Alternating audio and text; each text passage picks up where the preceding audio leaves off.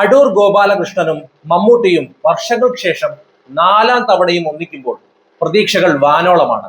പുതിയ ചിത്രമായ പദയാത്ര theatre release ഒഴിവാക്കി നേരിട്ട് റിലീസ് ചെയ്യുമെന്നാണ് പുതിയ വിവരം. വിവിധ ചലച്ചിത്രമേളകളിൽ പ്രദർശിപ്പിച്ചതിനു ശേഷമായിരിക്കും ചിത്രം പ്രേക്ഷകരിലേക്ക് എത്തുക. മമ്മൂട്ടി കമ്പനി നിർമ്മിക്കുന്ന 8ാമത്തെ ചിത്രമായ പദയാത്ര ഇതിനോടകം സമൂഹ മാധ്യമങ്ങളിൽ ശ്രദ്ധ നേടിയിട്ടുണ്ട്.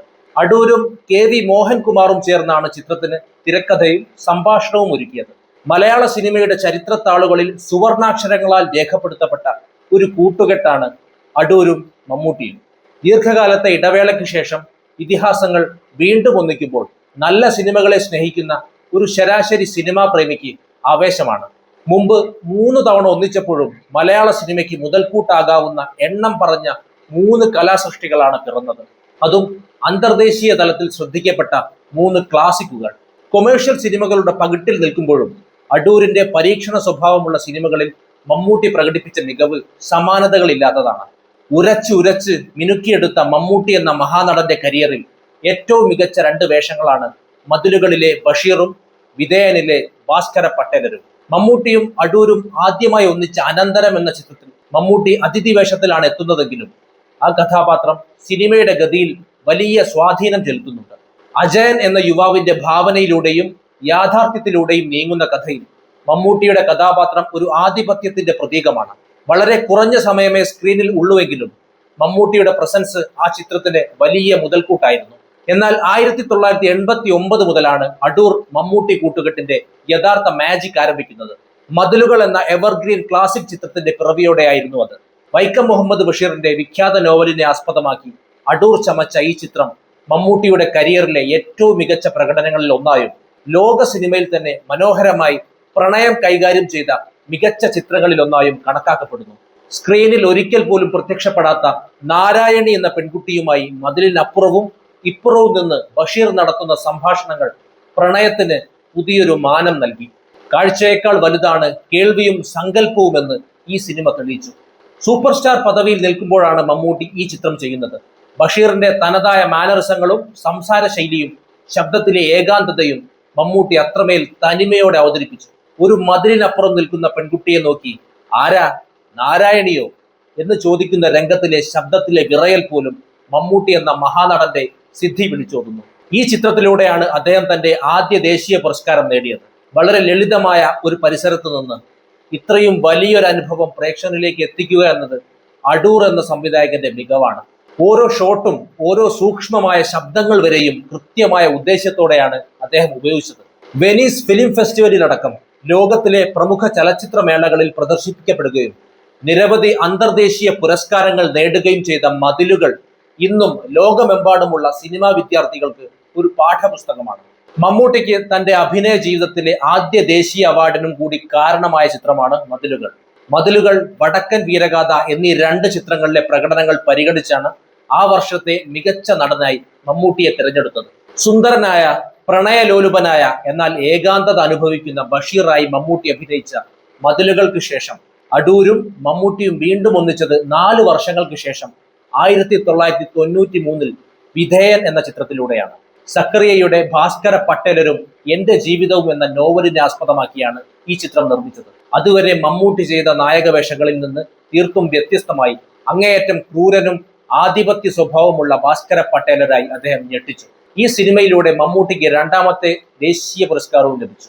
1994 റോട്ടർഡാം ഇന്റർനാഷണൽ ചലച്ചിത്രമേളയിലെ ഏറ്റവും വലിയ പുരസ്കാരമായ ടൈഗർ അവാർഡും വിധേയൻ കരസ്ഥമാക്കി. ഒരു മലയാള സിനിമയ്ക്ക് ലഭിക്കാവുന്ന ഏറ്റവും വലിയ അന്താരാഷ്ട്ര ബഹുമതികളിൽ ഒന്നാണിത്.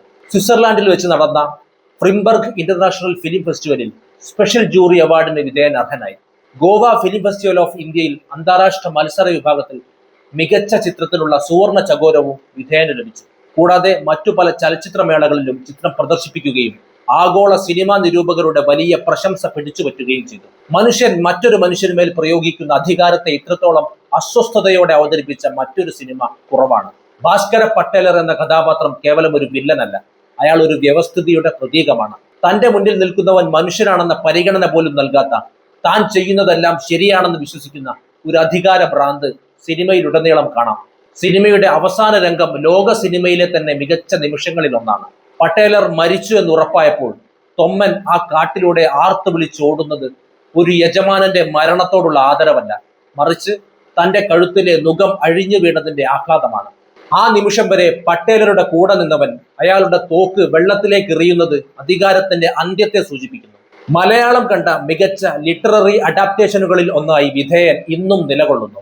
അടൂർ ഗോപാലകൃഷ്ണന്റെ സിനിമകൾക്ക് വേണ്ടുന്ന മിതത്വവും തന്മയത്വവും തന്റെ അഭിനയത്തിൽ കൊണ്ടുവരാൻ മമ്മൂട്ടിക്ക് സാധിച്ചു എന്നതാണ് ഈ കൂട്ടുകെട്ടിന്റെ ഏറ്റവും വലിയ വിജയം.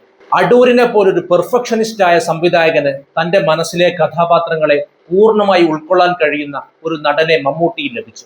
മമ്മൂട്ടിയെ സംബന്ധിച്ചിടത്തോളം വെറും ഒരു സൂപ്പർ സ്റ്റാർ എന്നതിലുപരി ലോകോത്തര നിലവാരമുള്ള ഒരു ആക്ടർ ആണെന്ന് തെളിയിക്കാൻ ഈ 3 ചിത്രങ്ങളും സഹായിച്ചു. ഇന്നും മലയാള സിനിമയിലെ മാസ്റ്റർ ക്ലാസ് ഉദാഹരണങ്ങളായി ഈ സിനിമകൾ പഠിക്കപ്പെടുന്നു.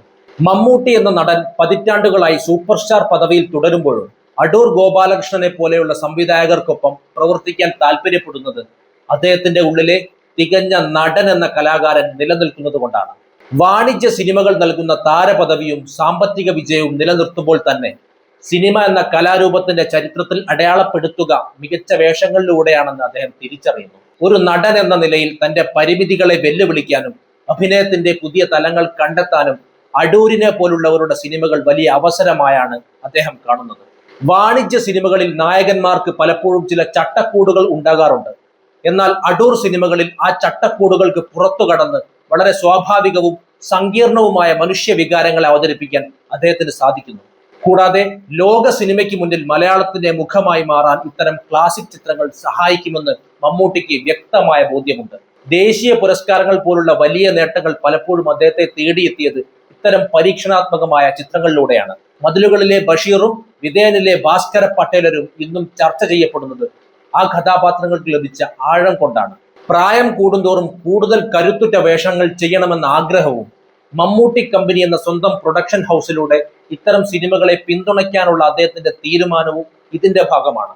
ചുരുക്കത്തിൽ വെറും ഒരു സ്റ്റാർ എന്നതിലുപരി മികച്ച സിനിമകളുടെയും കഥാപാത്രങ്ങളുടെയും ഭാഗമായി ലോക സിനിമയുടെ ചരിത്രത്തിൽ ഇടം പിടിക്കാനുള്ള അതിയായ ആഗ്രഹമാണ് അടൂരിനെ പോലെയുള്ള പ്രഗത്ഭരോടൊപ്പം പ്രവർത്തിക്കാൻ അദ്ദേഹത്തെ പ്രേരിപ്പിക്കുന്നത്.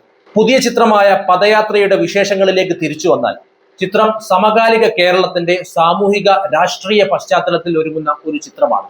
മുൻ സിവിൽ സർവീസ് ഉദ്യോഗസ്ഥനും എഴുത്തുകാരനുമായ KV മോഹൻകുമാറിന്റെ രചനയിൽ ഒരുങ്ങുന്ന ഈ സിനിമ ഒരു ഉദ്യോഗസ്ഥന്റെ ഔദ്യോഗിക ജീവിതത്തിലെ അനുഭവങ്ങളെയും ഭരണ സംവിധാനം സാധാരണക്കാരുമായി എങ്ങനെ ഇടപഴകുന്നു എന്നതിനെയും ആസ്പദമാക്കിയുള്ളതാണ്. തകഴിയുടെ രണ്ടിടങ്ങഴി എന്ന നോവലിനെ ആസ്പദമാക്കിയുള്ളതാണ് സിനിമ എന്ന് ആദ്യം വാർത്തകൾ വന്നിരുന്നുവെങ്കിലും ഇത് തികച്ചും സ്വതന്ത്രമായ ഒരു തിരക്കഥയാണെന്ന് പിന്നീട് സ്ഥിരീകരിക്കപ്പെട്ടു. മമ്മൂട്ടി കമ്പനി നിർമ്മിക്കുന്ന ഈ ചിത്രത്തിൽ ഇന്ദ്രൻസ്, ഗ്രേസ് ആന്റണി തുടങ്ങിയ പ്രമുഖ താരങ്ങളും അണിനിരക്കുന്നുണ്ട്.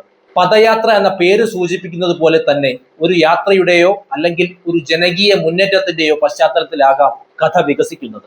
വിധേയൻ, മതിലുകൾ എന്നീ ചിത്രങ്ങൾക്ക് ശേഷം മമ്മൂട്ടിയിലെ നടനെ അടൂർ എങ്ങനെ ഉപയോഗിച്ചിരിക്കുന്നു എന്നത് തന്നെയാണ് സിനിമാ ലോകം ആകാംക്ഷയോടെ കാത്തിരിക്കുന്ന പ്രധാന കാര്യം.